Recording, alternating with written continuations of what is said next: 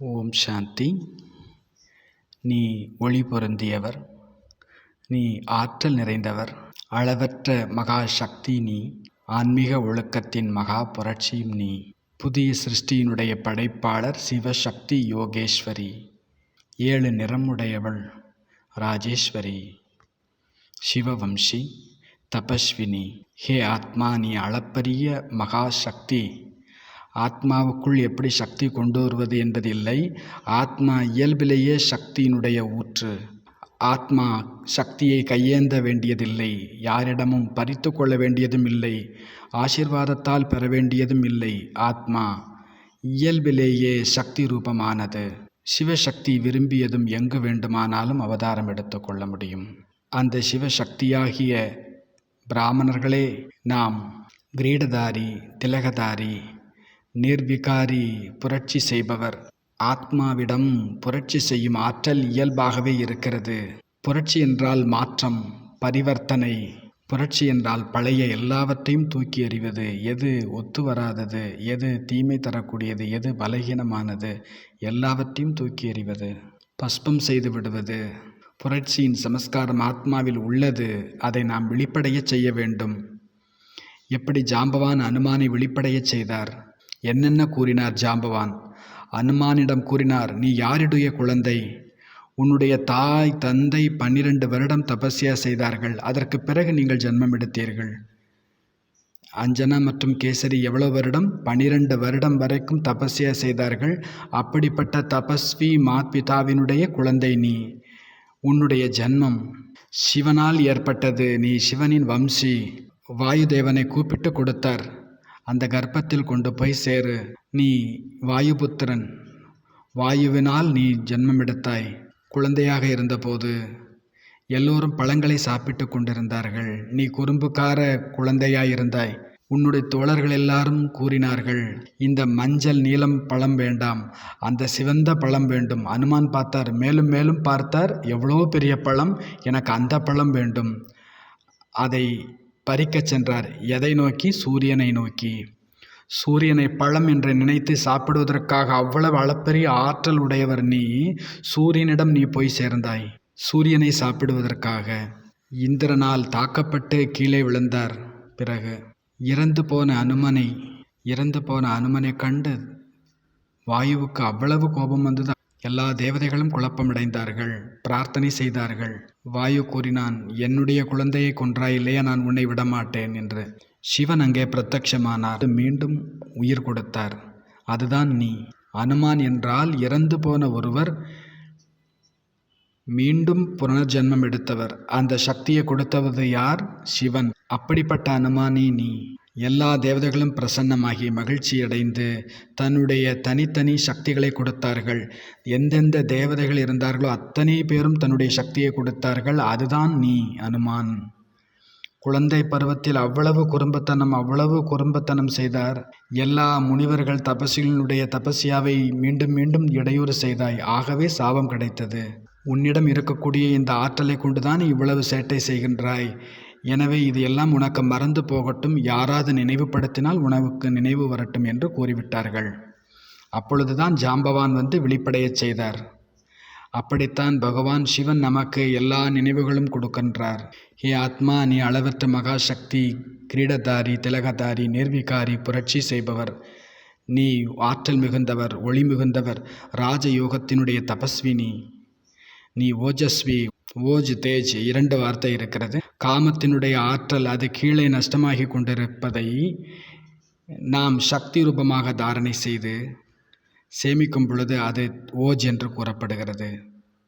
அது பிராண ஊர்ஜா என்று சொல்லப்படுகிறது. இது பிராணிக் பட்டி, இது ஓஜஸ்வி பட்டி, இது தேஜஸ்வி பட்டி, இது அவ்யக்த பட்டி. ஆகவே இன்றிலிருந்து நாம் 108 நாள் இது அவ்யக்த பட்டி, ஆரம்பம் செய்கின்றோம். நீ ஆதாரம், நீ அவதாரம், நீ சாதாரணமான படைப்பில்லை, நீ யோகி, நீ மகா யோகி, புதிய சிருஷ்டியினுடைய படைப்பாளர் மகாவீர் நீ, முழு உலகத்திற்கும் நண்பன் விஸ்வாமித்திரன் நீ ஹீரோ, மகாவீர், சக்தி வீர், நீ அத்தனை ஆற்றலினுடைய ஹீரோ. யஜ்ஞத்தினுடைய ஆகுதி பலி, மகா யஜ்ஞத்தினுடைய ஆகுதி நீ, மகா யஜ்ஞத்தினுடைய தெய்வீக ஜோதி நீ, ஓஜஸ்வி தேஜஸ்வி நீ, மரியாதையில் புருஷோத்தமனானவன் நீ. இந்த முழு பட்டியும் மரியாதையின் மீது உள்ளது, இந்த முழு பட்டியும் ஒழுக்கத்தின் மீது உள்ளது. ஆனால் ஒழுக்கம் என்பது மேலிருந்து தெளிக்கப்பட்டதில்லை, உள்ளே அமுக்கப்பட்டதில்லை. ஒழுக்கம் என்பது சுயத்திலிருந்து வெளிப்படுவது, சுயத்தின் விழிப்புணர்வால் ஏற்படுவது, இயல்பானது. அதுதான் ஒழுக்கம்.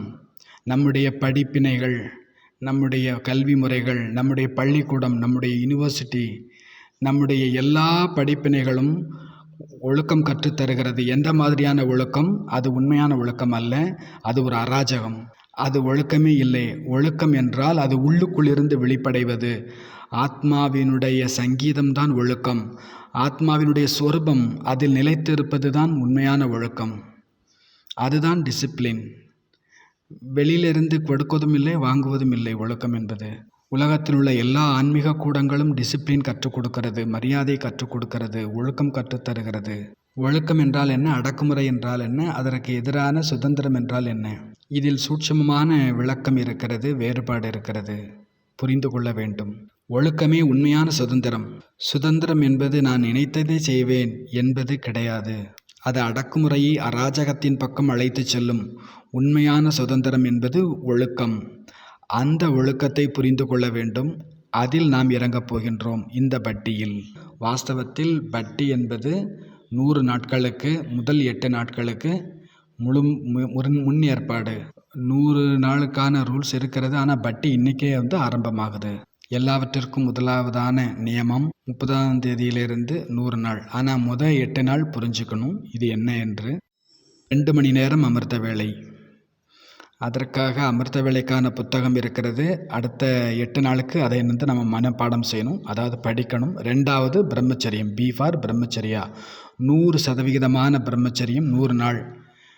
சிஆர்பிஎஃப் 3வது, அதற்கான தயார் செய்யணும். சியில் போகணும். ஆர் பியா எஃப்ஆ சி எது என்னவென்று நாம் பார்க்கணும். 4வது நியமம் டிசிப்ளின். அதில் 3 விஷயம், 1 2 3.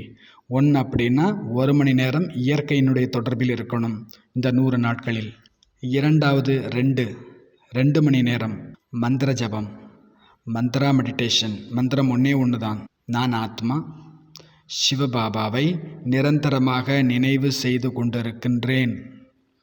இதற்கு முன்பும் நம்ம இதை செய்திருக்கிறோம். ஆனால் இந்த மந்திரம் 108 நாள், 100 நாள் வரைக்கும் செய்ய போகிறோம். முதல்ல இந்த 8 நாள் முதல்ல ஏற்பாடு செய்கிறோம், தயார் பண்ணுறோம். மந்திரம் ஒன்று தான், நான் ஆத்மா நிரந்தரமாக சிவபாபாவை நினைவு செய்கிறேன். எப்போ செய்யணும்? இரவும் பகலும் 24 மணி நேரம். நம்ம 2 மணி நேரம் ப்ராக்டிஸ் பண்ணுங்கள் இன்னையிலேருந்தே. உட்காந்தா எந்திரிச்சா என்ன செய்தாலும் சரி, உள்ளுக்குள்ளே ஒரே ஒரு சிந்தனை, மனனம் சிந்தனை உடனும் நான் ஆத்மா சிவபாபாவை நினைவு செய்கிறேன், நிரந்தரமாக நினைவு செய்கிறேன். 3வது 3 மணி நேரம் தினசரி படிப்பு. 1 மணி நேரம் சாக்கார முரளி, 2 மணி நேரம் அவ்வியக்த முரளியினுடைய படிப்பு. இந்த 108 நாள் சைத்தன்யம் வெளிப்படையணும். இயல்பாகவே புரட்சி ஏற்பட வேண்டும், ஒரு புயல் ஏற்பட வேண்டும், ஒரு பெரிய மாற்றம் ஏற்பட வேண்டும், ஒரு ஒழுக்கம் நிறைந்த வாழ்க்கை உருவாக வேண்டும். இதன் மூலம் ஒரு புதிய திருவிழா ஆரம்பமாக வேண்டும். இதய மந்திரத்தில் சிவ ஓங்காரம் ஒலித்து கொண்டே இருக்கட்டும். நமக்கு தெரியும் அவர் நிராகாரமானவர், சத்தியம் சிவம் சுந்தரம், புதிய சிருஷ்டியினுடைய படைப்பாளர். எல்லாரும் கண்ணை மூடிக்கோங்க. நீங்கள் சிவசக்தி ராஜேஸ்வரி, அந்த சிவனை ஆவாகனம் பண்ணுவோம். சைத்தன்யத்துக்குள்ளே நம்முடைய ஆழத்தில் அதில் மூழ்கி இருப்போம். 108 நாளுக்கான இந்த சாதனை, 108 நாளுக்கான இந்த பட்டி, இது ஒரு பிராணிக்கு புரட்சியாக இருக்கும். 108 நாளுக்கான இந்த புரட்சி அவ்வியக்த புரட்சியாக இருக்கும். இந்த 108 நாள் ஒரு ஓஜஸினுடைய புரட்சியாக இருக்கும். அமிர்த வேளை 2 மணி நேரம், அப்படின்னா 3லிருந்து 5 மணி வரை. இது அவ்வளவு எளிமை இல்லை. ஏன்னா ஒவ்வொருவருக்கும் நேரம், சேவை ஒவ்வொரு நாளும் தனித்தனியாக இருக்கும். இதை எப்படி அட்ஜஸ்ட் பண்ணுறது? அதற்கான பயிற்சி, அதற்கான ப்ராக்டிஸ் இன்றிலிருந்து ஆரம்பமாக வேண்டும். ஆகவே இந்த 100 நாள் அந்த நியமத்தை ஃபாலோ செய்யணும். இரண்டாவது பிரம்மச்சரியம் சகஜமாக வேண்டும். இது சகஜம் எப்போ ஆகும்? இந்திரியங்களினுடைய அத்தனை சுகமும் துச்சமாக அற்பமாக அனுபவமாக வேண்டும். அதாவது அதீந்திரிய சுகத்தினுடைய அனுபவம் அதிகப்படுத்தப்பட்டால் பிரம்மச்சரியம் அதனுடைய விளைவாக தானாகவே கிடைக்கும். இல்லை என்றால் பிரம்மச்சரியம் எப்பொழுதும் ஒரு சங்கடமாக, ஒரு போராட்டமாக இருக்கும். எண்ணற்ற ஆத்மாக்கள் மன போராட்டத்தில் இருக்கிறார்கள். பிரம்மச்சரியம் துண்டிக்கப்படுகிறது, மன போராட்டம் நிகழ்கிறது. துண்டிப்பது 10% என்றால் போராடுவது 90% இருக்கிறது. ஆகவே இன்றைக்கு உள்ளுக்குள் துக்கத்தில் இருக்கிறார்கள், அழுது கொண்டு இருக்கிறார்கள். என்ன செய்ய வேண்டும்? வழி ஒன்றே ஒன்றுதான். அதீந்திரிய சுகத்தினுடைய அனுபவத்தை அதிகப்படுத்த வேண்டும். அப்பொழுது இந்திரியத்தினுடைய மொத்த சுகங்களும் எல்லாம் துச்சமாக தென்படும், எல்லாமே அற்பமாக தென்படும். அவை ஒன்றுமே இல்லை. ஆக்டோபஸ் கிரிப் அப்படின்னு நம்ம பார்த்துருக்குறோம், ஆக்டோபஸ் பிடி அப்படின்னு சொல்கிறோம். அப்படித்தான் அடிமையாகி இருக்கிறது ஆத்மா. துக்கம் அதிகம், சுகம் கொஞ்சம். இந்திரிய சுகம் ஞானத்தின் எதிரி. இந்திரிய சுகங்களில் ஒரு போதை இருக்கிறது. இந்திரிய சுகம் ஒரு பெரிய கடல், அதில் மூழ்கடிக்க செய்து விடுகிறது. இந்திரிய சுகம் ஒரு சாக்கடை சேர். துவாபரகத்திலிருந்து இந்த சிருஷ்டியினுடைய விருத்திக்கு இந்திரிய சுகம் காரணமாக இருந்திருக்கிறது. ஆகவே அந்த சுகத்தை பரமசுகம் என்று நினைத்து வந்திருக்கிறோம். இந்த சிருஷ்டியினுடைய விஸ்தாரத்திற்குத்தான் இது உருவாக்கப்பட்டுள்ளது. ஆனால் இந்த சிருஷ்டி ரொம்ப விருத்தியாகிவிட்டது. இப்பொழுது தபஸ்யாவுக்கான நேரம். அந்த சேற்றிலிருந்து வெளிவர வேண்டும். அதாவது அதீந்திரிய சுகத்தில் எவ்வளவு நாம் இருப்போமோ அப்பொழுது இந்திரிய சுகம் அவ்வளவு தூரத்தில் போய்விடும். மவுண்ட் அபுவிலிருந்து நாம் தூர போகணும்னா அதுக்கான வழி என்ன? எதிர் திசையில் போக வேண்டும். நீங்கள் கிழக்கிலேருந்து தூரம் போகணுன்னா என்ன செய்யணும்? மேற்கு நோக்கி போகணும். பாரதத்துலேருந்து தூரம் போகணுன்னா என்ன செய்யணும்? நீங்கள் யூகே நோக்கி போகணும். தன்னைத்தானே நீங்கள் ஆட்டோமேட்டிக்காக பாரதத்துலேருந்து விடுபட்டு வச்சுப்பீங்க. ஈஸ்வரனிடமிருந்து அன்பு ஏற்படும் பொழுது விஷயங்களிலிருந்து தானாகவே வைராக்கியம் ஏற்பட்டுடும். கொண்டு வரணும் செய்யணும் அப்படிங்கிற அவசியமே இல்லை, அது சகஜமாகவே ஏற்பட்டுடும். ஒழுக்கம் தானாகவே ஏற்பட்டுடும். ஒழுக்கம் என்றால் விவேகம், விழிப்படைதல். ஒழுக்கம் என்றால் ஆத்ம விழிப்பு. ஒழுக்கம் என்றால் அடக்குமுறை இல்லை, அழுத்தம் ஒடுக்குமுறை அது அல்ல. அது பைத்தியத்தை உண்டாக்கிவிடும். அடக்கினால் பைத்தியம்தான் ஏற்படும். ஆகவே மக்கள் பயப்படுகிறார்கள் ஒழுக்கத்தை பற்றி. ஆனால் உண்மையான ஒழுக்கம் என்றால் என்னவென்று அவர்களுக்கு தெரியவில்லை. நான் நினைத்ததை செய்வேன், கொண்டாடுவேன், அதுதான் உண்மையான சுதந்திரம் என்று நினைத்து கொண்டு ஒழுங்கீனமாகி கொண்டிருக்கிறார்கள். உண்மையில் அது சுதந்திரம் அல்ல, அது அடிமை. ஒழுக்கம்தான் சுதந்திரம். இங்கே நாம் ஒழுக்கத்தின் ஒரு புதிய வழிமுறைகளை காண்கின்றோம். ஒன்று அமிர்த வேலை, இரண்டாவது 100% பிரம்மச்சரியம், பூரண பிரம்மச்சரியம். 100 நாள் இன்றிலிருந்தே ஆரம்பம் செய்யுங்கள். மூன்றாவது CRPF. இதற்கான 9 நாள் பயிற்சி பண்ணியிருக்கிறோம், நவராத்திரியில் பண்ணியிருக்கிறோம். CRPF இப்பொழுதிலிருந்து அதை சிந்தித்து வைத்து கொள்ளுங்கள், என்ன எடுத்துக்கொள்ள வேண்டும் என்று. அதனுடைய விஸ்தாரம் பற்றி வரக்கூடிய நாட்களில் பார்ப்போம். நாலாவது டிசிப்ளினில் 1 மணி நேரம் இயற்கையினுடைய நெருக்கத்தில் இருக்கணும். இயற்கையோடு நட்பு செய்து கொள்ளுங்கள், அதோடு இணைந்து கொள்ளுங்கள். இயற்கையினுடைய நெருக்கத்தில் போனதுமே ஆத்மாவுடைய நெருக்கத்துக்கு வந்துடுறோம். இயற்கையை பாருங்கள், இயற்கையை அனுபவியுங்கள், இயற்கையை புரிந்து கொள்ளுங்கள், இயற்கையோடு பேசுங்கள், இயற்கையினுடைய சப்தத்தை கேளுங்கள், இயற்கையினுடைய சங்கீதத்தை கேளுங்கள், தன்னுடைய உள்ளத்துக்குள் நிறைத்து கொள்ளுங்கள். இயற்கையிடமிருந்து தன்னுடைய சைத்தன்யாவை இணைத்து கொள்ளுங்கள், சக்தியை நிறைத்து கொள்ளுங்கள். நேற்று கூட ஒரு கமெண்ட்ரி கேட்டோம், எவ்வளோ பவர்ஃபுல்லாக இருந்துச்சு. அப்படி ஒரு கமெண்ட்ரி இன்றைக்கி வரைக்கும் வேறு யாரும் சொன்னதில்லைன்னு நான் நினைக்கிறேன். இயற்கையை பற்றி சின்ன ஒரு கமெண்ட்ரி தான், ஆனால் அது எப்படி இருந்துச்சு, பறக்க வச்சிடுச்சு நம்மளை. இயற்கையை பற்றி கமெண்ட்ரி எழுதுங்க, இயற்கையின் மீது கமெண்ட்ரி எழுதுங்க, பாடல் எழுதுங்க, சங்கீதம் எழுதுங்க, கவிதை எழுதுங்க. இயற்கையோடு நட்பு செய்யுங்கள். என்னென்ன இயற்கையோ அதன் மீது அன்பு கொள்ளுங்கள். எது சகஜமோ, எது இயல்போ, எது சுபாவமோ அதுதான் உண்மையானது. இயற்கையோடு அன்பு செய்வது தான் இயல்பு. தேவதைகளுக்கு கூட இயற்கை மீது எவ்வளவு அன்பு இருக்கிறது. இயற்கைக்கு தீங்கு விளைக்கக்கூடாது, அதற்கு எந்த விதமான நஷ்டத்தையும் ஏற்படுத்தக்கூடாது. எங்கேயாவது நீங்கள் சுத்த போகிறீங்க, பிளாஸ்டிக் ஏதாவது கிடச்சிதுன்னா அதை ஒதுக்கி வச்சுருங்க. குரூப்பில் போகிறீங்க, பிக்னிக்கில் போகிறதுக்கு முன்னால் அந்த இயற்கைக்கு கொஞ்சம் சேவா பண்ணுங்கள், சுத்தம் பண்ணுங்கள். அங்கே போய் எப்போ எங்கே போனாலும் சரி, எந்த தோட்டத்துக்கு போனாலும் சரி, முதல் வேலை என்னது, அங்கே இருக்கிற குப்பைகள் எதுவாக இருந்தாலும் சரி அதை தனியாக குப்பை தொட்டில் போட்டுடுங்க. அவ்வளவாவது செய்ய முடியும் இல்லையா? இயற்கைக்கான சேவை இதிலிருந்து ஆரம்பிங்க. எங்கே போனாலும் சரி இயற்கைக்கு சேவா பண்ணுங்க. இயற்கைக்கு தீங்கு விளைவிக்க வேண்டாம். இயற்கையோடு இணைந்திருப்போம். இயற்கையினுடைய தொனியை கேட்க வேண்டும், புரிந்து கொள்ள வேண்டும். 1 மணி நேரம் இயற்கையோடு சேர்ந்து நாம் கழிக்கணும். அந்த 1 மணி நேரம் அது யோகா பண்ணலாம், எக்ஸசைஸ் பண்ணலாம், ஜிம் பண்ணலாம், என்னன்னாலும் செய்யலாம். அந்த க்ரீன் டயத்தை அதிகப்படுத்துங்க, பசுமை நேரத்தை அதிகப்படுத்துங்க, இயற்கையோடு சேர்ந்திருக்கக்கூடிய நேரத்தை அதிகப்படுத்துங்க. க்ரீன் ஜிம், க்ரீன் டைம் எல்லாமே அந்த இயற்கையோடு வாக்கிங் பண்ணுங்கள், க்ரீன் வாக் பண்ணுங்கள், டான்ஸ் பண்ணுங்கள், இயற்கையினுடைய சாநித்தியம் போங்க. நடந்தாலும் இந்த சங்கல்பம் பண்ணுங்க. இந்த இயற்கையினுடைய அளவற்ற ஊர்ஜ ஆற்றல் எனக்குள் நிறைத்து கொண்டிருக்கிறது. பூமியினுடைய ஆற்றல், மேலிருந்து ஆகாயத்தினுடைய ஆற்றல் எனக்குள் நிறைந்து கொண்டிருக்கிறது. நான் அளவற்ற ஆற்றல், நான் ஓஜஸ்வி, தேஜஸ்வி, அளவற்ற மகா புரட்சி, நான் ஒழுக்கத்தினுடைய புரட்சி. நான் 3வது 2 மணி நேரம் மந்த்ரா மெடிடேஷன். என்ன மெடிடேஷன்? நான் ஆத்மா சிவபாபாவினுடைய நிரந்தர நினைவில் இருக்கிறேன். இப்பொழுதிலிருந்து ஆரம்பம் செய்யுங்க, நேரம் கிடைக்கும் போதெல்லாம். ஒரு சின்ன ஜபமாலை கூட எடுத்துக்கலாம். டிஜிட்டல் ஜபமாலை கூட சொல்கிறாங்க, அதை கூட நீங்கள் எடுத்துகிட்டு சொல்லலாம். நான் ஆத்மா சிவபாபாவை நிரந்தரமாக நினைவு செய்கிறேன். 100 நாள் 2 மணி நேரம் இருக்கணும் ஒவ்வொரு நாளுக்கும். 3வது 3 மணி நேரம் படிப்பு. 1 மணி நேரம் சாக்கார முரளி சென்டர் போகிறீங்க, கேட்குறீங்க, அதில் 1 மணி நேரம் போயிடுது. அப்புறம் 2 மணி நேரம் இங்கே அவ்வியக்த முரளியினுடைய படிப்பு. இங்கே டெய்லி ஹோம்ஒர்க்கு கிடைக்கும், அதுவும் நம்ம மனப்பாடம் செய்யணும், பயிற்சி செய்யணும். சரிதானே? இதுதான் தோற்றம், இந்த படிப்பினுடைய மேல் தோற்றம். அனுசாசன் பர்வன திருவிழா. இது ஒரு உற்சவம், கொண்டாட்டம், ஒழுக்கத்தினுடைய கொண்டாட்டம், ஒழுக்கத்தினுடைய திருவிழா. ஒழுக்கம் என்பது துக்கப்படுத்துவது இல்லை. ஒழுக்கம் என்பது நியமம் மரியாதை கிடையாது. இதை செய், அதை செய், அப்படி கிடையாது. அமிர்தவில் நீ எந்திரிக்கத்தான் செய்யணும், அப்படிலாம் கிடையாது. ஆனால் இது ஒரு திருவிழா. இது இங்கே ஒழுக்கத்திற்கான திருவிழா வந்திருக்கிறது, புரட்சிக்கான திருவிழா வந்திருக்கிறது. இது ஒரு உற்சவம், இது ஒரு ஃபெஸ்டிவல், இது ஒரு தீபாவளி. இது ஒழுக்கத்தினுடைய தீபாவளி, ஒழுக்கத்தினுடைய ஹோலி, ஒழுக்கத்தினுடைய தீபாவளி, ஒழுக்கத்தினுடைய சிவராத்திரி. இது புருஷார்த்தத்தினுடைய உற்சவம். இது ஒரு ஓஜஸ்வி புரட்சி.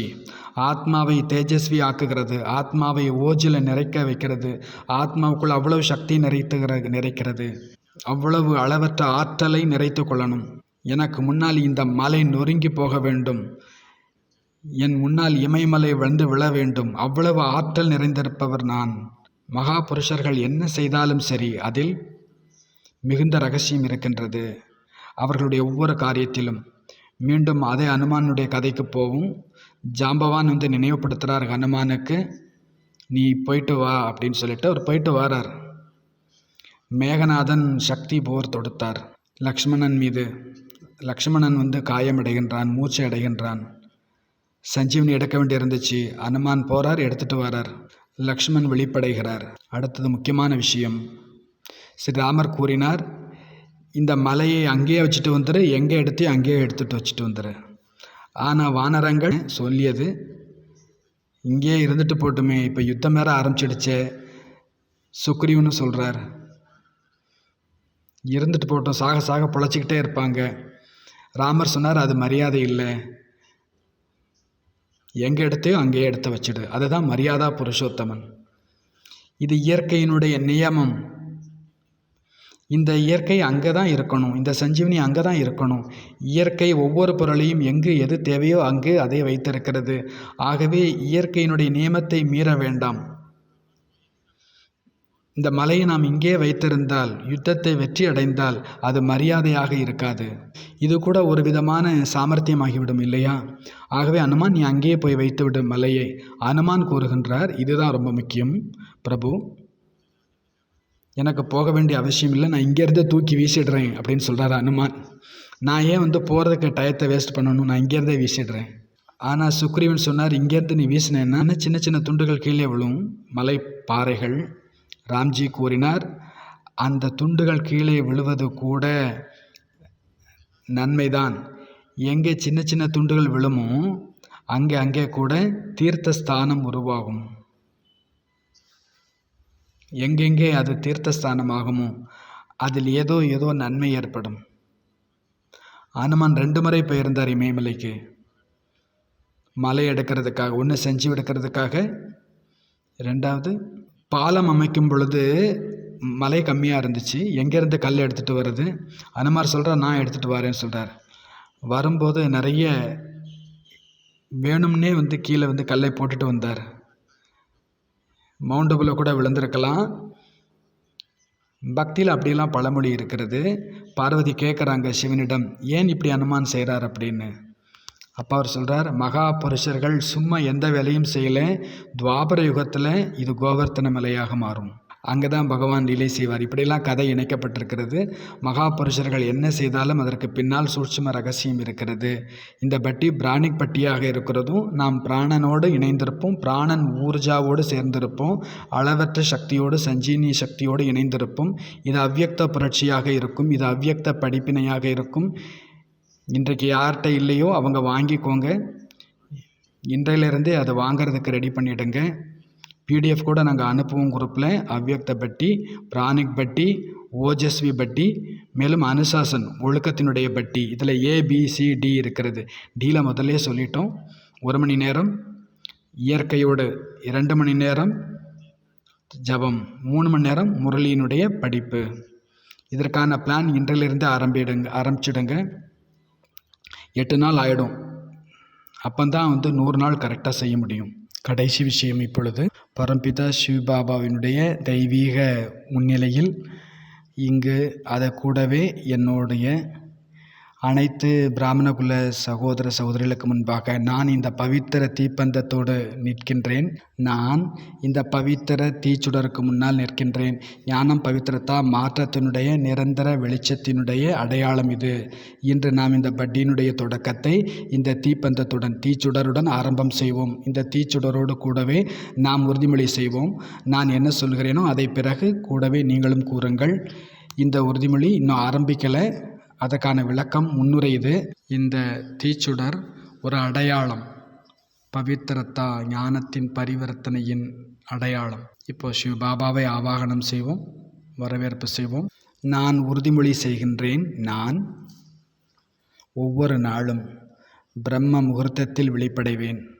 2 மணி நேரம் ஆழமான அமிர்தவேளை யோகத்தினை செய்வதற்கு நேரத்தை ஒதுக்குவேன், சமர்ப்பணம் செய்வேன். நிரந்தரமான சம்பந்தத்தின் நினைவில் சிவபாபா என்னுடைய விதைரூபமாக இருக்கிறார். நான் ஆத்மீக சொரூபத்தில் இருப்பேன். இதன் மூலம் சிவபாபாவினுடைய பிரகாச ஒளியினை என்னை தூய்மைப்படுத்தும், எனக்குள் சக்தியை நிரப்பும். நான் உறுதிமொழி செய்கின்றேன். முழு பிரம்மச்சரியத்தை பாலனை செய்வேன். என்னுடைய சிந்தனைகள், சொற்கள் மற்றும் கர்மத்தினில் பவித்திரத்தாவை நிலையாக உருவாக்கி வைத்திருப்பேன். நான் ஆத்மீக ஸ்மிருதியில் இருந்து ஆத்மீக சம்பந்தங்களை வளர்த்து கொள்வேன். அனைத்து சரீர பற்றுதல்களையும் தியாகம் செய்வேன். தன்னையும் பிறரையும் தெய்வீக ஆத்மீக ரூபத்தில் பார்ப்பேன். நான் உறுதிமொழி செய்கின்றேன். தன்னுடைய உணவினில் முழுமையான கட்டுப்பாடு கொண்டிருப்பேன். சாத்வீக சரளமான உணவை மட்டுமே ஏற்றுக்கொள்வேன். பாபாவினுடைய நினைவில் சமைக்கப்பட்டதாக அது இருக்கும். இதை புரிந்து என்னுடைய உணவு என்னுடைய சரீரத்தை மட்டுமல்ல, அது கூடவே ஆத்மாவுக்கும் சக்தியை தருகிறது. நான் 108 நாள் இந்த சங்கல்பத்தில் உறுதியான ஒழுக்கத்தை உருவாக்கி வைத்து கொள்வதற்கு உறுதிமொழி செய்கின்றேன். நான் என்னுடைய பகல் பொழுதினை ஆன்மீக ஒழுக்கம் மற்றும் சமர்ப்பணத்தோடு கூடவே நான் உறுதி செய்து கொள்வேன். என்னுடைய எல்லா காரியங்களும் பாபாவினுடைய அறிவுரைகள் மற்றும் ஈஸ்வரிய ஸ்ரீமத்தின் சம்பந்தமாகவே இருக்கும். இது 108 நாளுக்கான உறுதிமொழி. மந்திரம் கொடுத்திருக்கிறோம். நான் ஆத்மா சிவபாபாவை நிரந்தரமாக நினைவு செய்கின்றேன். ஒவ்வொரு நரம்பிலும், ஒவ்வொரு திசுவிலும், ஒவ்வொரு ரோமத்திலும் இந்த மந்திரத்தை நிறைத்து கொள்வோம்.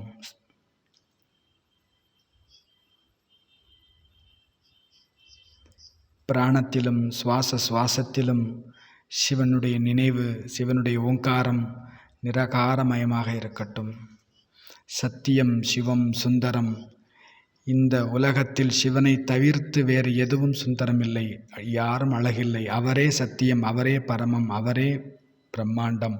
மனதினால் தன்னைத்தானே தயார் செய்து கொள்வோம். இந்த ஒழுக்கத்தின் திருவிழாவிற்காக, பட்டிக்காக, இயற்கையோடு இணைந்திருப்பதற்காக, பிராணிக் யாத்திரையை தொடர்வதற்காக, சரீரத்தில் ரோமத்திலும் அந்த ஆற்றலை உருவாக்கி கொள்வதற்காக, எல்லா சரீரத்தின் நோய்களிலிருந்து விடுபடுவதற்கான பட்டி இது. ஆத்மாவில் அளவற்ற சக்தியை நிரப்புவதற்கான பட்டி இது. தன்னுடைய கண்களுக்கு முன்னால் அந்த 108 முரளியை பாருங்கள். ஹே முரளிகளே, எனக்குள் பிரவேசம் செய்யுங்கள். 108 முரளியினுடைய சாரம் இந்த தீச்சுடரில் அடங்கி இருக்கிறது. அதை நான் கையில் பிடித்திருக்கிறேன். இது என்னுடைய இரத்தத்தில், இது என்னுடைய தமனியில் இரத்தம் போல ஓடிக்கொண்டிருக்கிறது. 108 முரளியும் என்பதை அனுபவம் செய்யுங்கள். ஓம் சாந்தி.